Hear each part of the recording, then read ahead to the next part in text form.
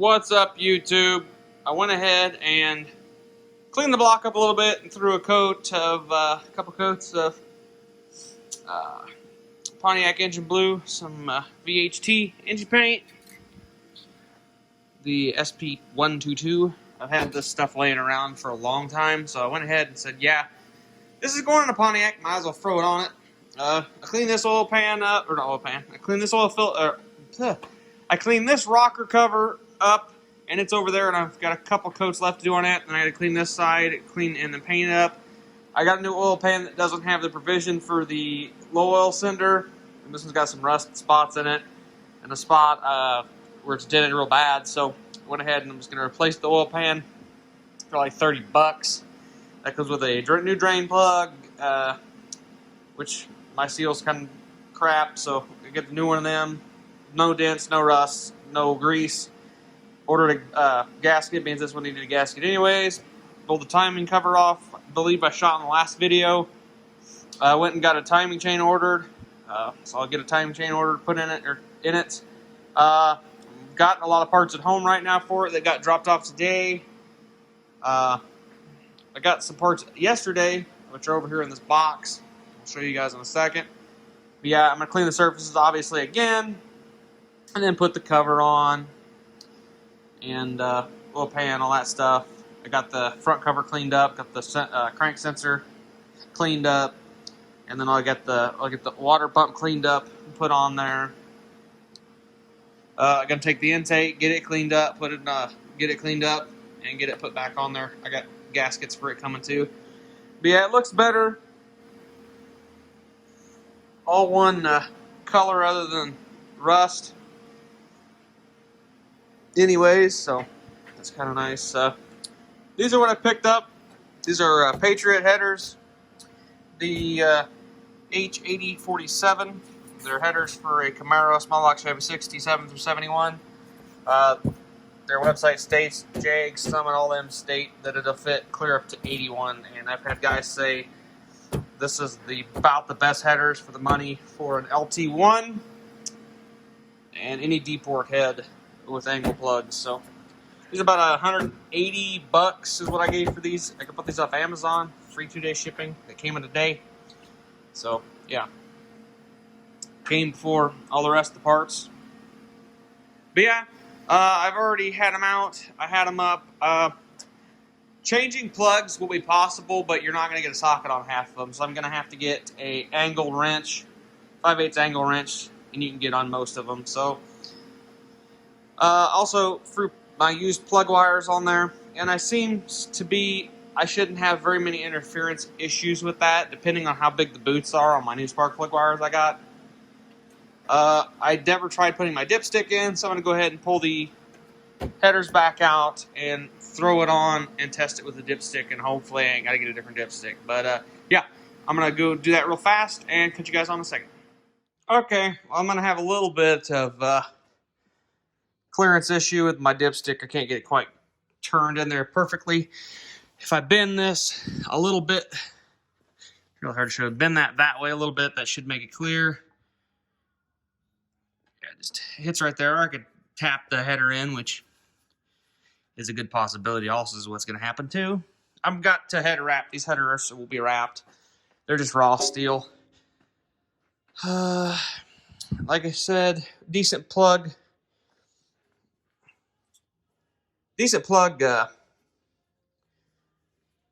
amount of room. Be a pain in the ass to change plugs on this. Obviously I got new plugs for it that I'll throw in. This plug's going to be a real bear right here, and then the same plug on this side is even a little tighter, but I didn't put the wires on. I can run all the wires up to the front like I want, so yeah, that's a plus. So I'm going to have to modify the dipstick a little bit, and I was wondering if I wasn't going to have to do that, which isn't a horrible thing, because it's straight down there. I might actually bend that. That should work there. I could probably bend that, and having it straight up down like this wouldn't bug me at all, actually, and that gives me a decent amount of clearance there. So yeah, that's kind of nice. So not 100% sure if I'm going to run the extended fill I'll probably just take this off and then put this on the valve cover itself. That just unscrews. But yeah, that's probably what I'll do. So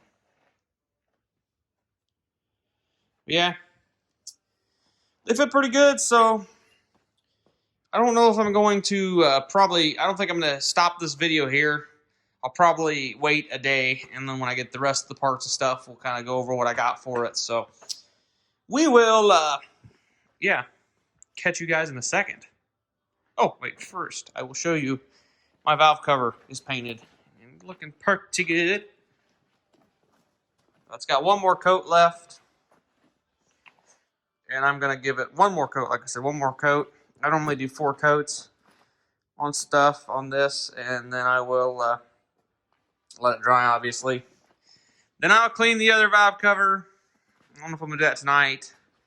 I kind of want to go home and relax a bit. I'm going to unbolt the header after I get the dipstick kind of figured out. Put it back in the box. And wait till I get a little bit closer. Rig the engine back together. I will throw the headers on with the gaskets. And I will probably start this motor and let it run a bit again without O2 sensors. Yeah, I can at least get a rough guesstimate too. I didn't paint the back of the block, don't tell nobody. But I get a rough estimate of where my O2 plugs need to be, because the O2 sensors will be down in here.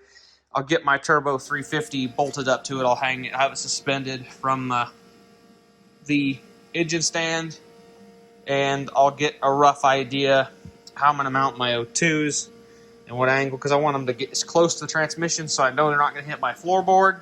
And if they do hit my floorboard, I got them hammered on the sides of my floorboard a little bit.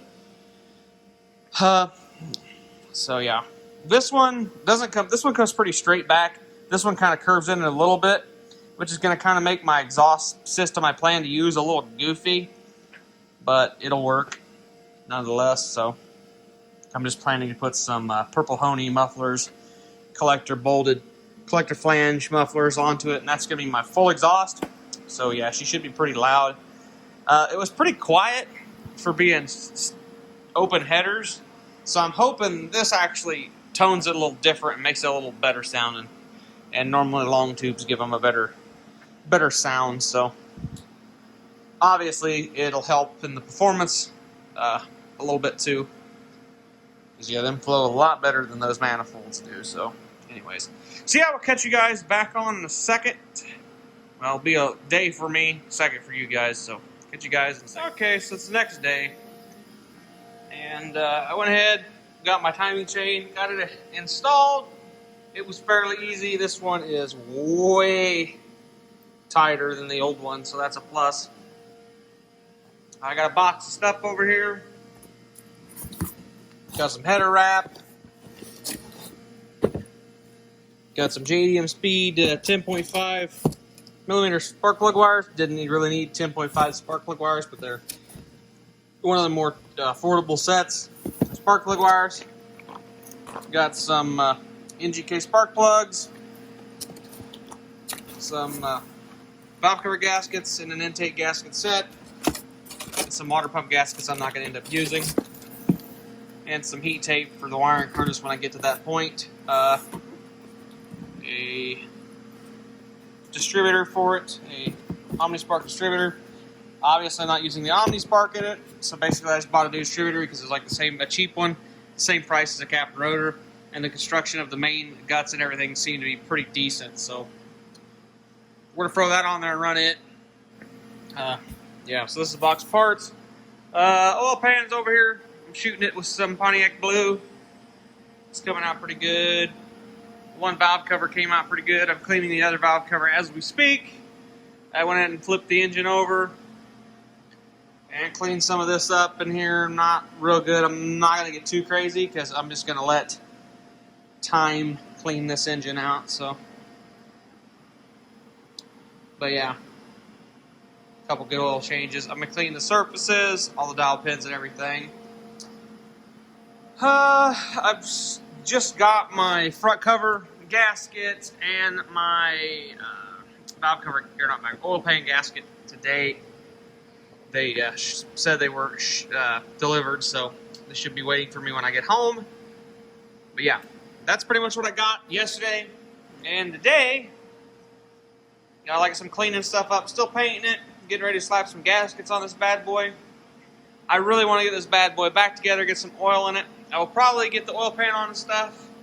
I definitely clean the gasket surfaces and everything there. And get some oil in it, and then I'll probably pop out the drive and prime it. Yeah, that's what I'll probably do. I'll probably prime it and just get some oil through it. Make sure it's not dry when I start it, because being dry is bad. So I'll go ahead and let it get some oil ran through it.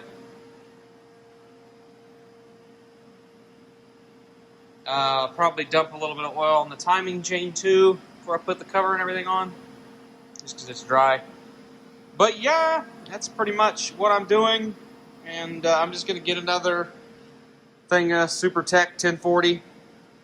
It seemed to like that, and another quarter marble mystery oil, and we'll just do frequent oil changes when this is in the car for a while until I start seeing the inner rockers and stuff through the oil fill port cleanup, or the cylinder heads clean up and stuff. This will slowly work its way out. Engines will slowly clean themselves out if you use a cleaner or good grade oil with detergents in it.